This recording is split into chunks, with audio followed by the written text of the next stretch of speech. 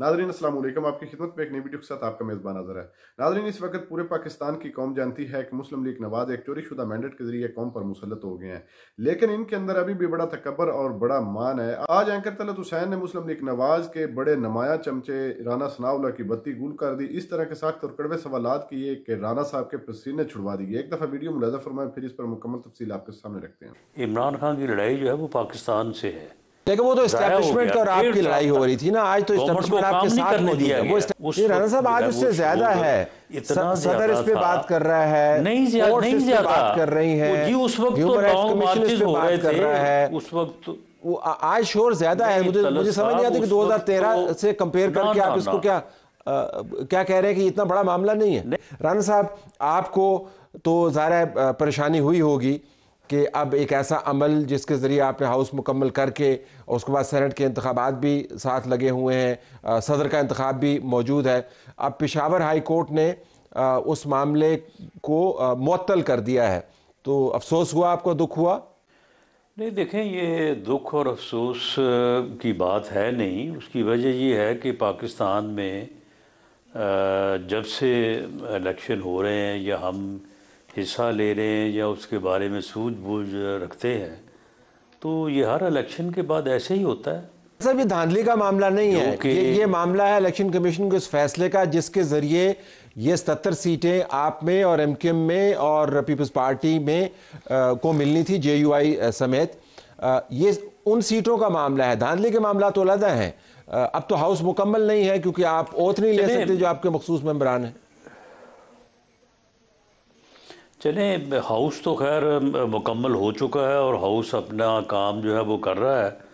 अगर चंद सीटें जो है वो शामिल हो जाती हैं तब भी ठीक है, नहीं होती तब भी ठीक है। खैबर पख्तूनख्वा की असम्बली और खैबर पख्तूनख्वा के अंदर अदालत जो है वो बुनियादी तौर पर इस तमाम निज़ाम के ख़िलाफ़ बरसरे पैकार है। ये एक इम्प्रेशन आ रहा है। मैं ज़रा आपका व्यू जानना चाहूँगा।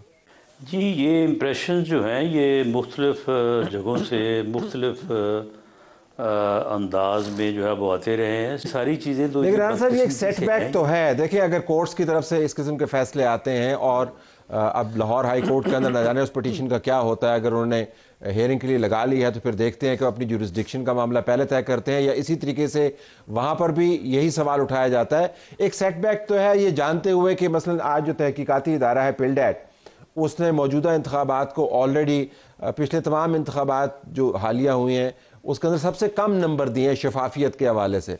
तो जब ऐसा इंप्रेशन बनता है और आपके पुराने एलाए जिस तरह मौलाना फजल रहमान है वो अब तो गला फाड़ फाड़ के कह रहे हैं कि बुरे तरीके से धांधली हुई है और हम इसको नहीं मानते हैं और ये इस्टेब्लिशमेंट का कारनामा है। तो उस निज़ाम के तहत, इस इल्ज़ाम के तहत आपने अब निज़ाम हुकूमत चलाना है, तो इट्स अ बिग चैलेंज कि नहीं? नहीं, तो 2013 का इलेक्शन जिसे बाद में सुप्रीम कोर्ट के एक इंक्वायरी कमीशन ने कहा कि नहीं, ये सिंपल इरेगुलरिटीज़ थी, कोई इसमें ऐसा जो है वो प्लानिंग धांधली नहीं हुई, कोई पेंशन वगैरह जो है वो नहीं लगे। फिर इल्ज़ाम लगाने वालों ने भी कहा कि हमारा ये सियासी बयानिया था। तो क्या उस वक्त जो शोर मचा वो आज उससे ज़्यादा है? नहीं, उस राणा वक्त साहब, जो आज है वो उससे ज्यादा शोर है। इतना सदर इस पे था। बात कर रहा है, नहीं कोर्ट्स इस पे ज्यादा बात कर रही वो हैं, जी। उस वक्त तो ह्यूमन राइट्स लॉन्ग कमीशन इस मार्चेस पे हो रहे बात कर थे रहा है। उस वक्त। वो आज शोर ज्यादा है। नहीं, मुझे तलत समझ नहीं साहब आता कि उस वक्त 2013 से कंपेयर ना करके ना आप इसको ना क्या कह रहे हैं कि इतना बड़ा मामला नहीं है? नहीं, दो हजार नहीं नहीं 2013 में तो लॉन्ग मार्चेस हो रहे थे। 2013 में तो जो है वो धरने हो रहे थे। 2013 में तो मारा मारी हो रही थी इधर अपना इस्लामाबाद में क्या हो रहा था। पूरा साल जो है वो 2014 का वो इसी मामले में गुजर गया। लेकिन वो तो ज़ाया हो इस्टेब्लिशमेंट गया और डेढ़ आपकी साल लड़ाई हो तक रही थी ना। आज तो गवर्नमेंट को इस्टेब्लिशमेंट काम आपके नहीं साथ करने मौजूद दिया है। वो गया। इस्टेब्लिशमेंट और आपकी लड़ाई का नतीजा था। उनका ताल्लुक इलेक्शन से कम था। अब तो इस्टेब्लिशमेंट भी आपके साथ खड़ी है, इसके बावजूद भौचाल है निज़ाम में। ये बड़ा फर्क है। नहीं, देखें, अब इसमें ये है कि ये काम तो अच्छा। उसके बाद 2018 में क्या हुआ? 2018 में फॉर्म 45 और 47 का झगड़ा इसलिए नहीं पड़ा कि फॉर्म 45 तैयार करने से पहले ही जो है वो पोलिंग एजेंट्स को बाहर निकाल दिया गया। तो उस वक्त भी हमने सारा कुछ ही जो है वो हर चीज़ सामने रखी, उसके बाद वो RTS का सामने रखा। लेकिन उस वक्त ये लोग क्या कह रहे थे? उस वक्त कह रहे थे कि जी देखें, वो भी एस्टैब्लिशमेंट की लड़ाई थी। राणा साहब आपको कानून अच्छे तरीके से है, पता है। आइन है। मैं इस पॉइंट को अपना जो लेबर है नहीं करना वो चाहता, ना ही मैं इस मामले को इसकी अहमियत से ज्यादा बयान करना चाहता हूँ। राणा साहब, क्या ये दुरुस्त इंप्रेशन है कि असल में लड़ाई इमरान खान की अभी भी एस्टैब्लिशमेंट के साथ जारी है और ये लड़ाई ख़त्म नहीं हुई? 9 मई सड़कों पर आकर लड़ाई की, उसके बाद जेल में से बैठ के मैनूवर कर रहे हैं, चाहे वो उन अफराद का जिक्र करें जिनका सेनेटर साहब ने किया कि काबीना में कैसे लोग लाए जा रहे हैं, या अपनी बहनों के ज़रिए पैगाम भिजवाएं कि किसी के साथ आपने रिकनसाइल नहीं करना, या सहाफ़ियों के ज़रिए गुफ्तगू करें जिसके अंदर वो वाज़ेह अंदाज से बताएंगे जी कि इस्टेब्लिशमेंट जो है वो उसका 9 मई का मुकदमा ख़त्म हो गया था 8 फरवरी को। असल लड़ाई उनकी है और आप समेत दूसरी जमातें बीच में फंसे हुए हैं। ये तज्जिया दुरुस्त होगा? नहीं, ये तजिया जो है वो इस हद तक तो दुरुस्त है कि इमरान खान की लड़ाई है, लेकिन ये दुरुस्त नहीं है कि इमरान खान की लड़ाई जो है वो इस्टेब्लिशमेंट से है।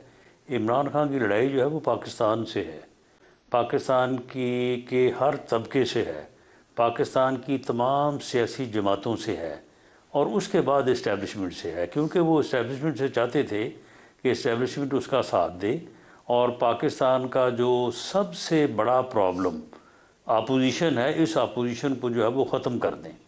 वो ये चाहते थे कि मुझे 2018 के इलेक्शन में 1,60,00,000 लोगों ने वोट दिया है, लेकिन जो तमाम पार्टी जिनकी तादाद कोई 12-13 थी जो अपोजिशन में बैठी थी, उनको 2,32,00,000 वोट दिए हैं। वो 2,32,00,000 लोगों को इस मुल्क से जो है वो फारग करके वो समुंदर बुर्द जो है ना वो करना चाहते हैं। वो किसी कीमत पे मामले को रिकनसाइल करना नहीं चाहते। और जो मैंने इससे पहले भी कई बार कहा है कि ये फ़र्द जो है ये एक फितना है और ये इस मुल्क को किसी हादसे से दो चार कर देगा। और इस वक्त वो हादसा जो है वो सामने नज़र आ रहा है। अब ये टाइम की बात है कि ये हादसा कितनी जल्दी या देर में रोनमा होता है। ये फितना जो है वो लार्जेस्ट पार्टी भी है। उस पार्टी के अरकीन ने आप समेत उलटाए हैं। आपका फितना वाला लार्जर पार्टी जो है, देखे नहीं उस फितने में अगर आप महंगाई शामिल कर दें, उस फितने में एंटी इस्टेब्लिशमेंट जो है वो जो सेंटिमेंट्स है वो शामिल कर दें, साथ थोड़ी सी जो है वो विक्टिम कार्ड शामिल कर दें, तो फिर आप फितरे को कह सकते हैं कि देर इज़ कोई लार्जर या उनको थोड़ी सपोर्ट जो है वो ज़्यादा है। अदरवाइज़ फितना अपनी हैसियत अब या अपनी औकात में उतना ही है जितना उसे होना चाहिए। लेकिन मामला ये है कि वो पूरे मुल्क के साथ हर फर्द और हर जमात और हर तबके के साथ लड़ाई लिए हुए है और वो किसी कीमत पे जो है वो इस लड़ाई को ख़त्म करने को तैयार नहीं है। तो फिर चारों किनार सबको जो है वो उसके साथ लड़ना पड़ेगा, इसके अलावा तो फिर और कोई चारा ही नहीं है। नादरीन, जैसे कि आपने वीडियो मुलाजा फरमाई, नादरीन इस वक्त पूरी पाकिस्तानी कौम जानती है कि जिस तरह मुस्लिम लीग नवाज जो है वो कौम पर मुसल्लत हुई है। लेकिन ये देख लें, राना सनाउल्लाह, इसने एंकर तलत हुसैन किसी एक सवाल का भी जवाब ठीक तरीके से नहीं दिया, आगे से टाल मटोल करता रहा और अपनी मर्जी के जवाब लेकर आता रहा। लेकिन एंकर तलत हुसैन ने जितनी भी बातें की हैं वो बिल्कुल हकीकत पर मबनी है कि इस वक्त पाकिस्तान की एक लार्जर जमात है PTI, लेकिन आगे से राना सनाउल्लाह जो है उसको ये बात हाजम ना हुई, उसने PTI पर ताबड़तोड़ हमले करना शुरू कर दिए। इमरान खान को पाकिस्तान का दुश्मन करार देकर एक इमरानी फितना भी कहा। लेकिन इस बंदे से पूछे कि तुम में इंसानियत नाम की चीज नहीं है, तुमने दिन दिहाड़े इस मुल्क में 14 बंदे जो है वो कत्ल करवाए थे मॉडल टाउन में, जिसका आज तक कोई हिसाब नहीं हुआ। और तमाम तुम्हारी जो पार्टी है मुस्लिम लीग नवाज, उनमें तुम जैसे लोटे और भगौड़े लोग बैठे हैं जिन्होंने इस मुल्क पाकिस्तान को तबाह बर्बाद करके रख दिया। और सिर्फ अपने मोहल्लात और अपने पेट के बारे में आप सोचते हैं, सिर्फ और सिर्फ इस मुल्क पर आप इक़्तिदार चाहते हैं, इस मुल्क को लूटने के लिए। आपने मुल्क पाकिस्तान के लिए